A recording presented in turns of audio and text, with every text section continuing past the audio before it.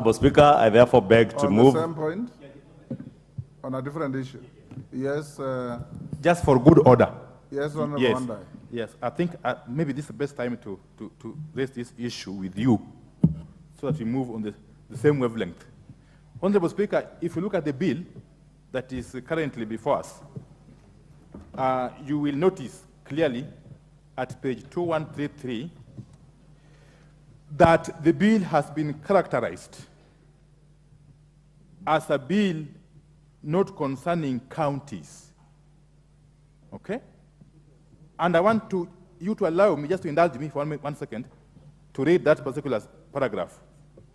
That the bill relates to the broader policy framework on housing, with particular emphasis on so on and so forth, and therefore it does not concern counties within the meaning of Article 110 of the Constitution. Honorable Speaker, I need your guidance here, really, because I feel that I am lost. Because if the promoter of the bill contends that the bill does not concern counties, that it simply delves into matters housing policy. No, I am raising a fundamental issue that needs to be addressed before the debate can even commence. It's very critical here. And if you go to Schedule 4, Honorable Speaker, Schedule 4, the 4th schedule of the Constitution, indeed, housing policy is a function of the national government at Sub-Article 20.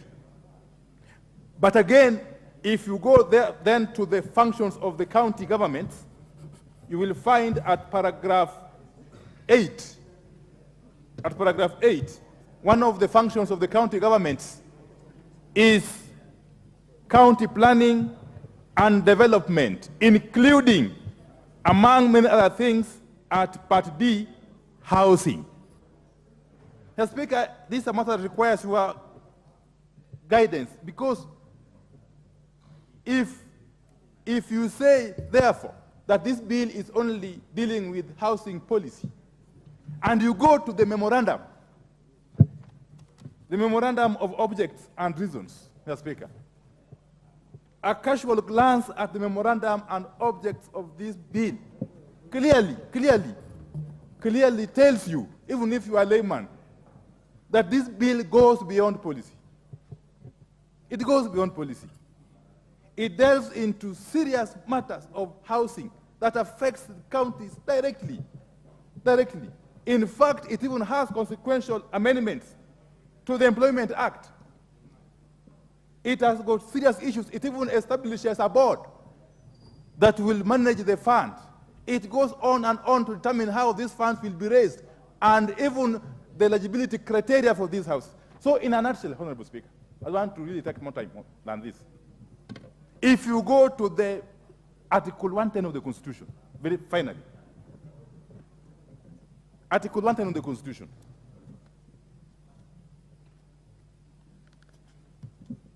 and thank you for indulging me, Honorable Speaker. It wasn't my wish to interrupt my good friend, Honorable Ichungwa. In this Constitution, I'm reading it verbatim, Honorable members.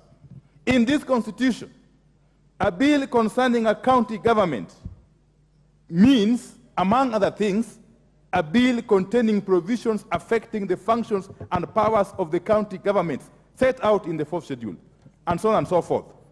But then it goes ahead to say at Article 1113 that before either House considers a bill, the Speakers of the National Assembly and Senate shall jointly resolve any question as to whether it is a bill concerning counties, and if it is, whether it is a special or an ordinary bill.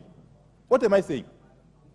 That the House needs to be guided by your chair, Honorable Speaker, whether that consultation between yourselves and Article 1113 has taken place, and you've resolved that this bill is a bill that doesn't concern counties, and therefore doesn't have to go to the Senate. That has to be clarified. Because from where I stand, I hold a strong view, a very strong view, that in the manner this bill has been structured,